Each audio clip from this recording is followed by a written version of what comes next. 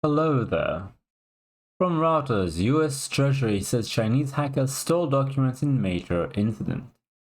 Well, isn't that interesting?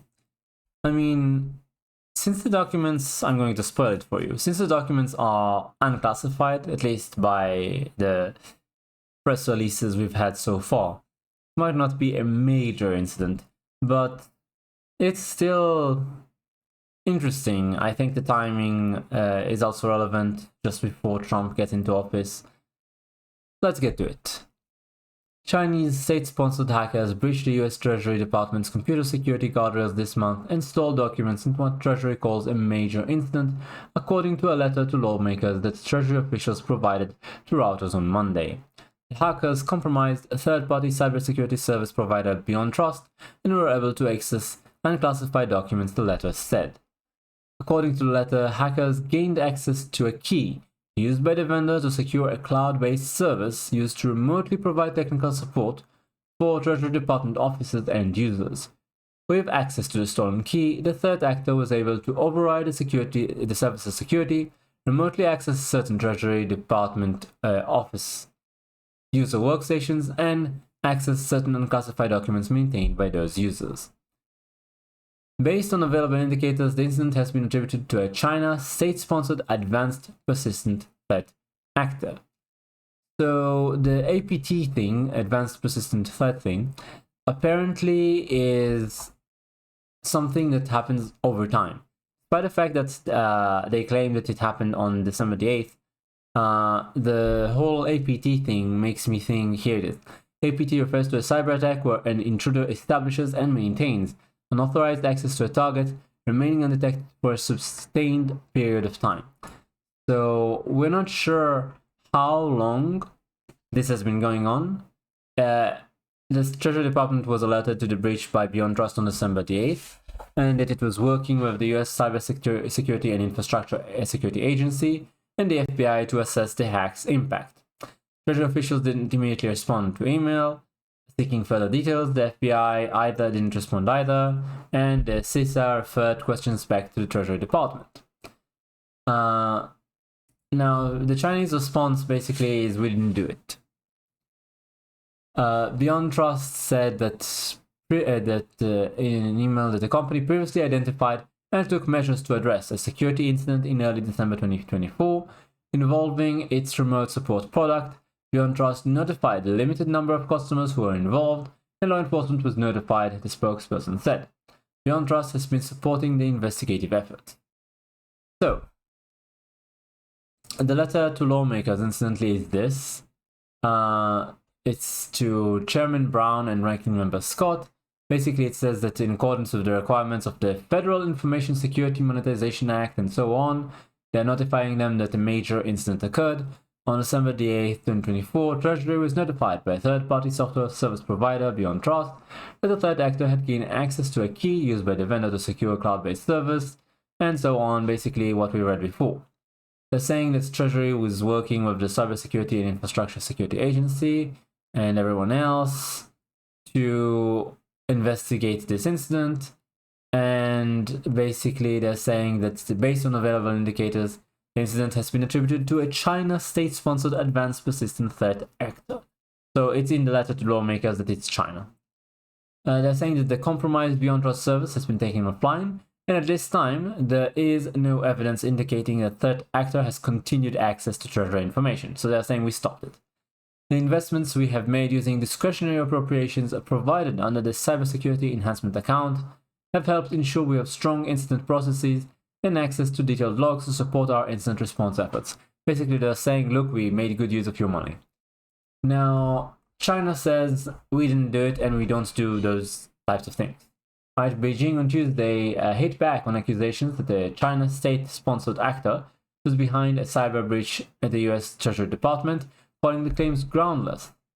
They're saying that we have stated our position many times regarding such groundless accusations that lack evidence, Foreign Ministry spokesman Mao Ning said. Beijing has always opposed all forms of hacker attacks, and we are even more opposed to the spread of false information against China for political purposes. I don't think that's true. I think every country is using cyber attacks to some extent. That's basically the new battleground of the 21st century. And I highly doubt there's a country that just doesn't try to get information through hacking at all, let alone China.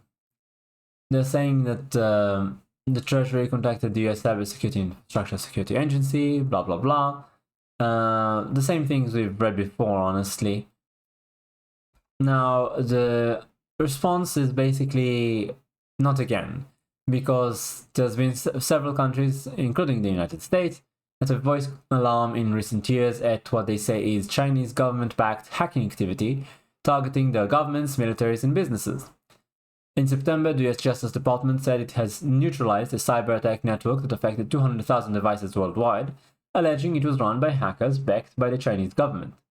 In February, US authorities also said they had dismantled a network of hackers known as Vault Typhoon.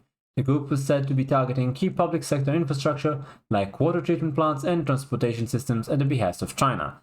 It's rather dangerous, honestly. Like, if you stop these things from working, the amount of harm that could happen, people without water, well, don't last long. In 2023, tech giant Microsoft said Chinese-based hackers seeking intelligence information breached the email accounts of a number of US government agencies. The group, Storm 0558, breached the email accounts at approximately 25 organizations and government agencies.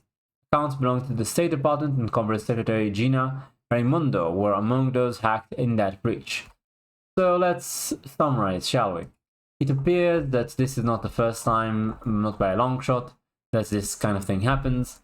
The information was not classified, so it couldn't be that bad, I guess.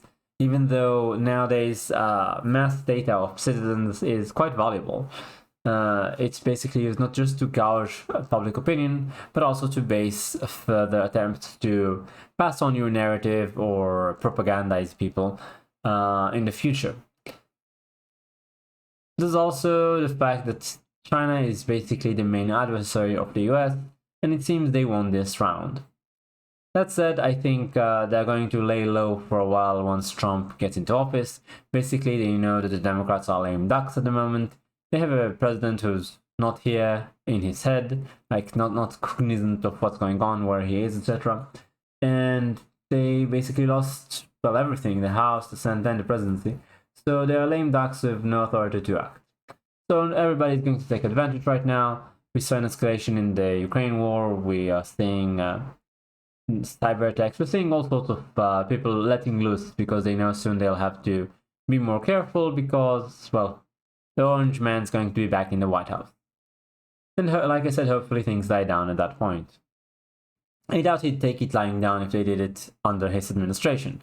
Whether it's going to be cyber attacking back, or perhaps using tariffs or other sanctions on China, but I think he would make an effort to retaliate either way. He's not someone who allows himself to be taken advantage of, and it's the same for any organization he heads. Do you feel that your information is compromised by China due to this hack? I'm not sure what private information and how many citizens might have been affected by the breach of the Treasury Department, but I doubt that there's actually any chance that individuals' personal bank accounts might have been affected or anything of the sort. I believe they would have made more ruckus about that and warned people to try and do something about that. So rather, it would probably be something more innocuous or more generic. If that's the case, I doubt we are going to maintain interest in this particular topic for very long. It's probably going to be passing into the wind sometime soon. That's my interpretation. Unless, of course, the further clarification promised to us by the Treasury Department and by the company that provides the service, the cybersecurity company, unless the information that they release soon, at least they promise to release soon, is somehow explosive and very spicy, we will just move on to the next topic soon enough, because like I said, it's going to be a minor incident in the grand scheme of things. Still, these things do build up, do pile up over time. Like I said, this is not the first time by a long shot that China's been doing it. and people may well decide that enough is enough at some point and try and, hit them back. Thanks for watching. Like, comment, subscribe, and I'll see you next time.